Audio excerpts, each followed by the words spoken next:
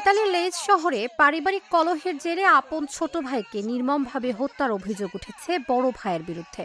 বৃহস্পতিবার রাতে এ ঘটনা হয়। নিহত যুবকের নাম নয়ন ফকির ও অভিযুক্ত বড় ভাইয়ের নাম হুমায়ুন ফকির। তারা সম্পর্কে আপন ভাই। তাদের গ্রামের বাড়ি মুন্সিগঞ্জের টঙ্গিবাড়ি উপজেলার সোনারং এলাকায়। স্থানীয় ও পারিবারিক সূত্রে জানা গেছে, বেশ কিছুদিন ধরে দুই ভাইয়ের মধ্যে পারিবারিক নানা বিষয় নিয়ে বিরোধ চলছিল। বৃহস্পতিবার রাতে সেই দ্বন্দ্ব চরম আকার ধারণ করে। এক পর্যায়ে বাঘ বিতণ্ডার জেরে বড় ভাই হুমায়ুন ফকির ক্ষিপ্ত হয়ে ধারালো অস্ত্র দিয়ে ছোট ভাই নয়নকে আঘাত করেন। এতে ঘটনাস্থলেই নয়নের মৃত্যু হয়। ঘাতক বড় ভাই নিজে ভিডিও কলে দেশে থাকা পরিবারের সদস্যদের কাছে নিহতের লাশ দেখিয়ে খুনের লোমহর্ষক স্বীকারোক্তি দেন। খবর পেয়ে ইতালির স্থানীয় পুলিশ দ্রুত ঘটনাস্থলে পৌঁছান। পুলিশ অভিযুক্ত হুমায়ুন ফকিরকে গ্রেফতার করেছে। বর্তমানে তিনি ইতালিতে পুলিশ হেফাজতে রয়েছেন।